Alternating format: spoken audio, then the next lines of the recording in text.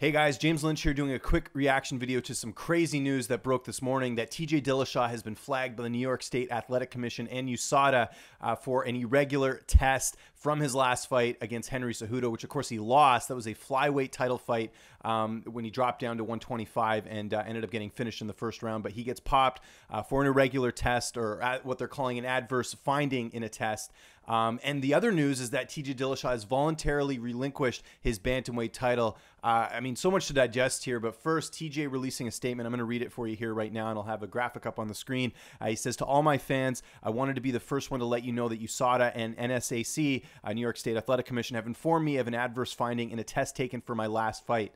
While words cannot even begin to express how disappointed I am at this time, please know that I am working with my team to understand what has occurred and how to resolve this situation as quickly as possible. Out of fairness and respect to the rest of my division, I've informed the UFC that I'll be voluntarily relinquishing my title while I deal with this matter. I want to thank all of you in advance for the support." So, I mean, this is an alleged, thing that's happened. We've seen before with USADA where, some tests haven't been accurate and fighters have been flagged anyways. I think this is the right call by TJ, whether he's guilty or not. I mean, the division was being held up with him dropping down to flyweight anyways. You have a lot of contenders, in the crosshairs. But, I mean, what does this say about TJ Dillashaw's legacy? This is crazy. He's never been popped by USADA before for an irregular test. We've heard rumors from Team Alpha Male about him potentially using. And, you often thought that was just trash talk, when he fought Cody Garbrandt and things like that. But, I mean, you never know now. When someone gets popped like this, you really have to, start looking at all of his fights and all of his career. So it's pretty crazy for Dillashaw.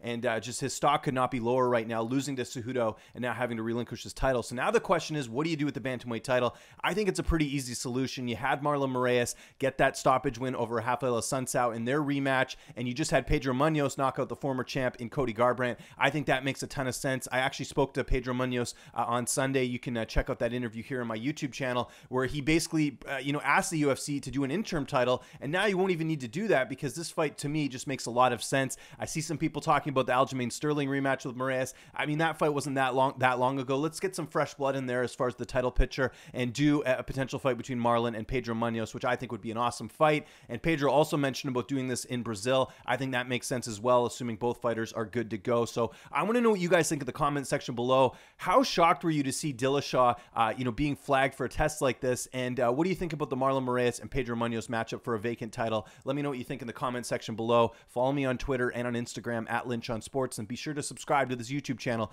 youtube.com/LynchOnSports.